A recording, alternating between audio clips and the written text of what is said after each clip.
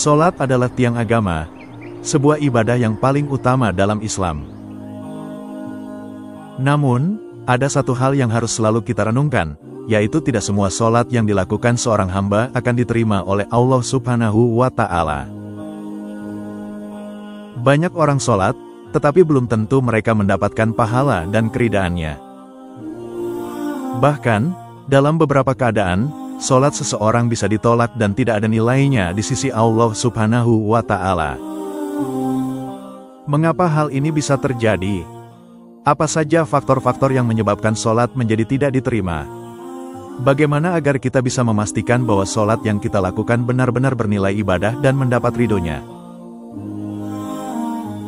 Mari kita telusuri secara mendalam dengan penjelasan yang detail, agar kita semua dapat menjadikan solat sebagai ibadah yang diterima dan membawa kita lebih dekat kepada Allah Subhanahu wa Ta'ala. Pertama, kita akan bahas mengapa solat bisa tidak diterima oleh Allah. Dalam Islam, solat adalah ibadah utama yang akan pertama kali dihisab di hari kiamat.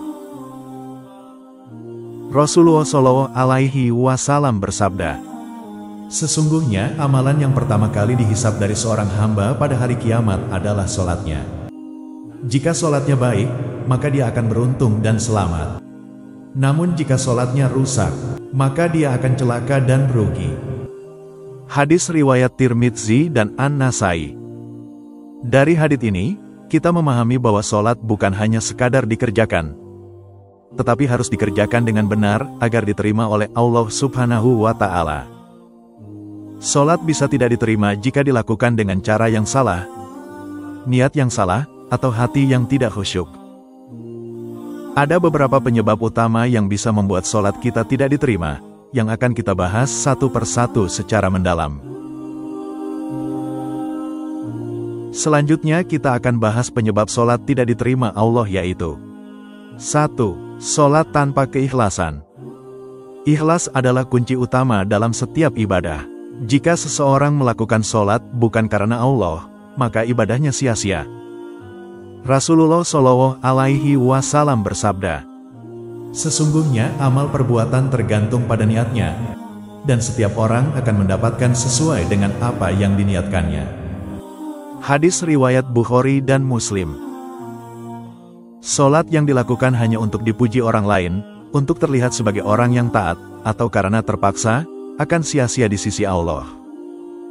Allah berfirman, "Maka celakalah bagi orang-orang yang solat, yaitu orang-orang yang lalai dari solatnya, yang berbuat ria." Quran Surah Al-Maun 4-6. Solat yang dikerjakan dengan niat selain karena Allah adalah bentuk kemunafikan yang sangat berbahaya. Orang-orang yang solat karena ria, atau hanya ingin dipuji, diancam dengan azab yang berat. 2. Solat tidak khusyuk. Khusyuk dalam solat adalah hal yang sangat penting. Jika seseorang solat tetapi pikirannya melayang kemana-mana, solatnya bisa menjadi tidak bermakna di hadapan Allah. Allah berfirman, "Sungguh beruntung orang-orang yang beriman, yaitu orang-orang yang khusyuk dalam solatnya." Quran Surah Al-Mu'minun 1-2. Solat yang tidak khusyuk biasanya dilakukan dengan tergesa-gesa, tanpa merenungi makna bacaan, dan dilakukan sekadar untuk menggugurkan kewajiban. Rasulullah SAW pernah melihat seseorang solat dengan sangat cepat, kemudian beliau bersabda, "Kembalilah dan ulangi solatmu, karena sesungguhnya engkau belum solat." Hadis riwayat Bukhari dan Muslim.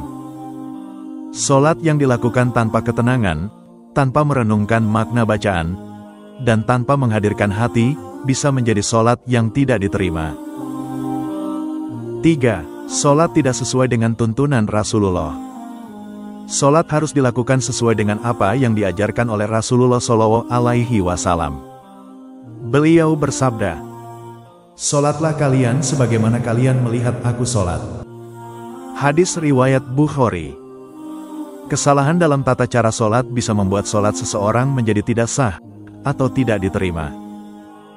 Beberapa kesalahan yang sering terjadi antara lain yaitu 1. Tidak membaca niat dalam hati dengan benar. 2. Gerakan sholat yang tidak sempurna. 3. Membaca surat Al-Fatihah dengan salah atau tidak sempurna. 4. Tidak tumaninah dalam ruku dan sujud. 5. Tidak mengikuti imam dengan benar, bagi makmum. Jika seseorang sholat dengan tata cara yang tidak sesuai dengan sunnah, maka sholatnya bisa tidak diterima oleh Allah. Selanjutnya yang keempat adalah sholat tetapi tidak menjauhi maksiat.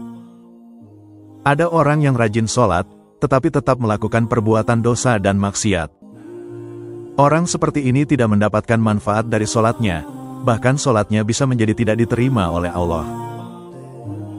Allah berfirman, sesungguhnya sholat itu mencegah dari perbuatan keji dan mungkar. Quran Surah Al-Ankabut 45. Jika seseorang masih suka berbohong, menipu, berbuat zina, mencuri, atau melakukan dosa lainnya, maka sholatnya menjadi sia-sia. Rasulullah Shallallahu Alaihi Wasallam bersabda, barang siapa sholatnya tidak bisa mencegahnya dari perbuatan keji dan mungkar, maka ia semakin jauh dari Allah. Hadis riwayat Ahmad.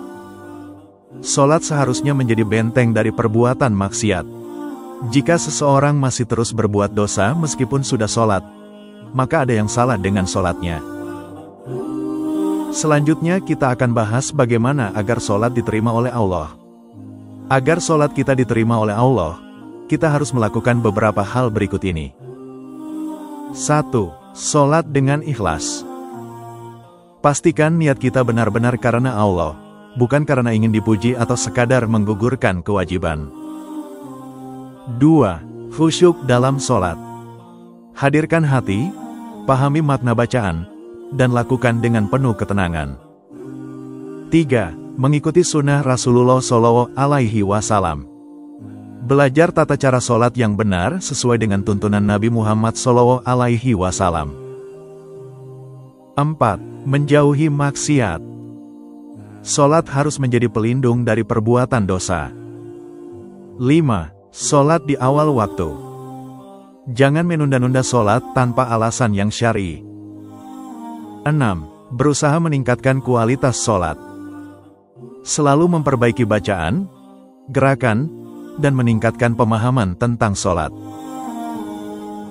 Berikut kesimpulan dari penjelasan di atas adalah, sholat adalah ibadah yang sangat penting. Tetapi tidak semua sholat diterima oleh Allah.